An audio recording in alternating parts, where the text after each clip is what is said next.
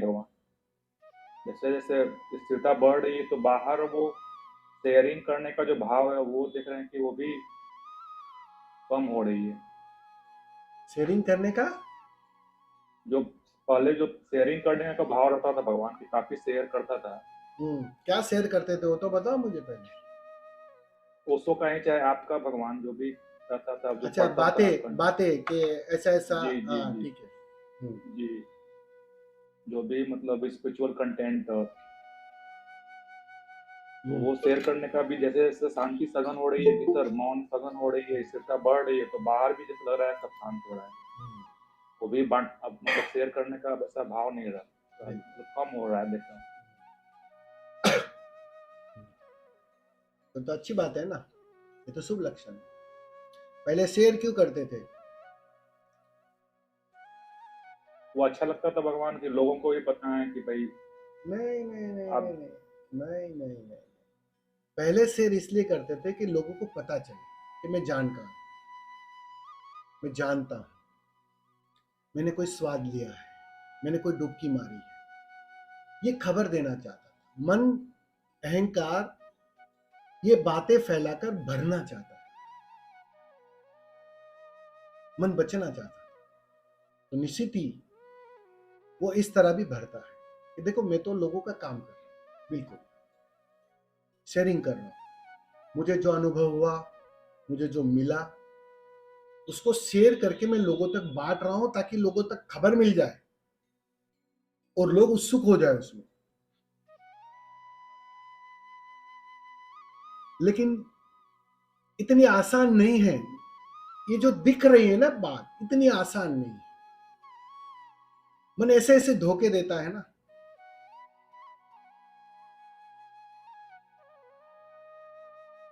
अधूरे अधूरे जितना तुम शेयरिंग करोगे ना,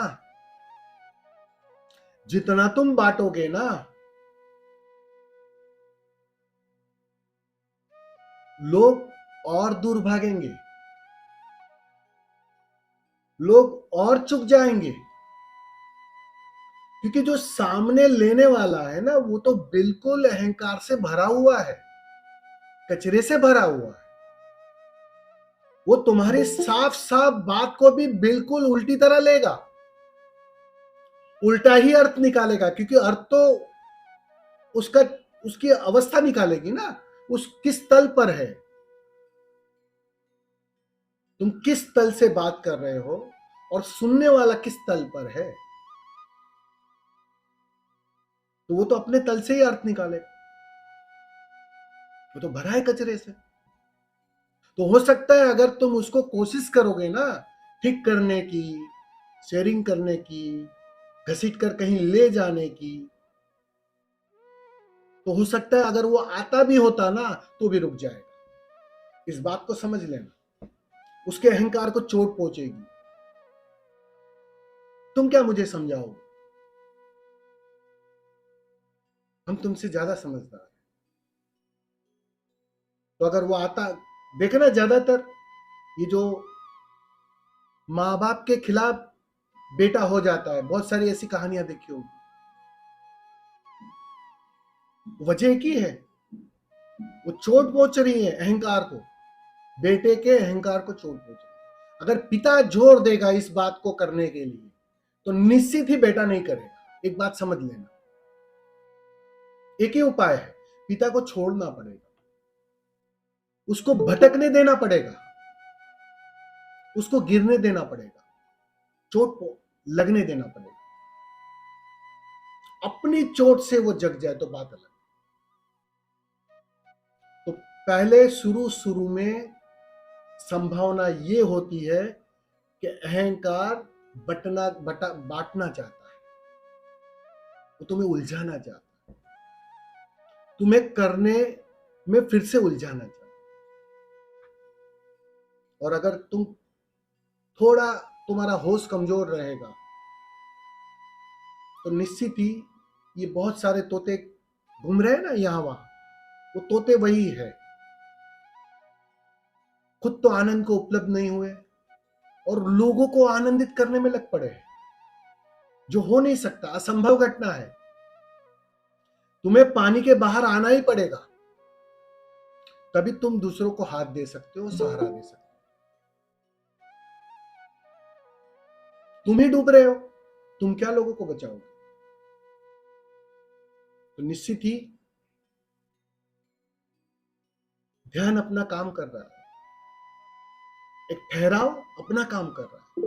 अब इच्छा नहीं हो रही है, लोगों को बुलाने की इच्छा नहीं हो रही। मैं तो किसी को नहीं बुलाता हूं, मैं किसी को नहीं पुकारता हूं, लोग अपने से खींचे चले आते। लेकिन वो उस पार जाने के बाद की घटना है, उसके पहले नहीं। बिल्कुल उसके पहले मैं तुमसे अगर बैठता इसी तरह, तो यहां से एक एक करके किनारा कर लिए होते आप, कभी का किनारा कर लिए होते। लेकिन अभी मैं नहीं पुकार रहा हूं, मैं नहीं बुला रहा हूं, पता नहीं कोई अज्ञात पुकार है, कोई अज्ञात ताकत है ऐसी जो तुम्हें खींच कर ले आती। जब वो काम करता है ना, तब परिणाम आता है, तुम्हारे करने से थोड़ी परिणाम आता है। तो असली बात वही है।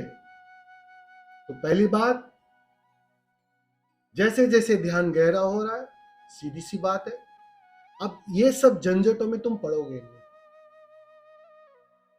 अब मौन बैठने में ज्यादा आनंद आएगा, कुछ ना करने में ज्यादा आनंद आएगा, अपने आप के साथ रहने में ज्यादा आनंद आएगा। ये शुभ लक्षण है, बस उसको जारी रहने दो। फिक्र मत करो लोगों की, अभी सेवा की चिंता ही मत करो तुम। वो तो लेना होगा तो लेगा, वो उसकी फिक्र है, तुम कहां उसका बोझा ले रहे हो, वो तो उसकी फिक्र है। लोगों को मुक्त करवाने, देखो, लोगों को उस पार पहुंचाने की झंझट उसको करने दो, तुम मत पड़ो उसमें।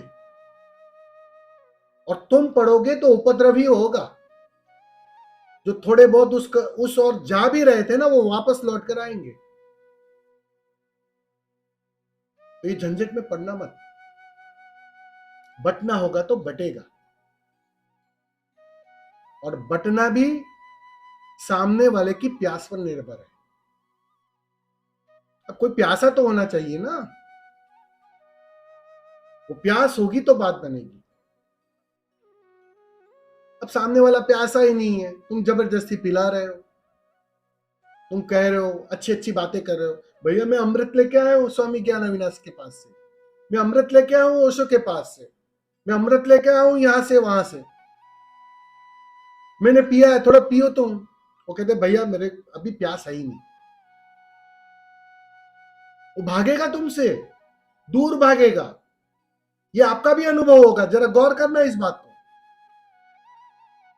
तुमसे किनारा करेगा, तुम रास्तों में दिखोगे ना कि विभूति कुमार जी आ रहे हैं, वो गले में घुस जाएगा, घर में घुस जाएगा। समझ रहे हो ना? तो वो झंझट में पड़ना ही नहीं है, ये समझ आ गई, अच्छी बात है, ये अच्छी उपलब्धि है, क्योंकि ये समझ भी लोगों को नहीं आती है, ये समझ भी नहीं आती है लोगों को। तो बस लगे पड़े हैं कोलू की बेल की तरह। उसको करने दो, तुम करने की झंझट में मत पड़ो। बस इतना सा ही सूत्र है। तो तुम पहले जाग जाओ, उसकी फिक्र लो। सारी ऊर्जा, मैंने कहा ना कि सारी ऊर्जा, सारी ताकत 100% बस उस आंख पर लगाओ। उसके अलावा कुछ दिखना नहीं चाहिए, तब जाके कुछ बात बनेगी, तब जाके कुछ परिणाम घटेगा। और एक बार परिणाम घट गया, एक बार तुम शांत हो गए, एक बार तुम मस्त हो गए, फिर तो मस्ती अपने से बटेगी। मस्ती बांटने के लिए कुछ करना थोड़ी पड़ता है। तुम चुप भी रहोगे और मस्ती बटेगी, तुम मौन बैठे भी होगे तो भी मस्ती बटेगी। तुम नाचोगे मीरा की तरह तो भी मस्ती बटेगी। ये सब अपने आप होगा, वो तुम्हारी फिक्र ही नहीं है। और ये झंझट में पड़ना ही मत। ये झंझट में पड़ना आसान है, मन चाहता ही है कि ये नहीं तो वो झंझट साथ में रखूं ताकि मैं बचूं, मैं ना मिटूं। मन यही तो चाह रहा है। मन आध्यात्मिक झंझट लेना चाहता है। पहले सांसारिक पत्नी से भाग रहे हो, पत्नी कहेगी चलो मॉल में शॉपिंग करने, अरे कहां मुझे इस झंझट में डाल रही है। तो तुम जो ले रहे हो उससे भी बड़ी झंझट है वो। तो पत्नी को ले जाना सस्ता सौदा है, वो 2-5 हजार में बात पूरी हो जाएगी। लेकिन जब तुम ये नई झंझट लेते हो ना बांटने की, लोगों तक तो खबर पहुंचाने की, ये तो ज्यादा खतरनाक झंझट। क्योंकि यहां तो मन पोषित होगा, यहां तो मन अपने को भरेगा, अहंकार से भरेगा, पोषित हो जाएगा और ताकतवर हो जाएगा। फिर उसके पार जाना, फिर उसको हराना तुम्हारे लिए कठिन होते जाएगा। तो ये झंझटों में पड़ो मत। और बहुत शुभ लक्षण है कि अभी वो सब अच्छा नहीं लग रहा है, ये समझ आ रहा है। समझ रहे हो ना विभूति जी? जी भगवान। बस लगे रहो।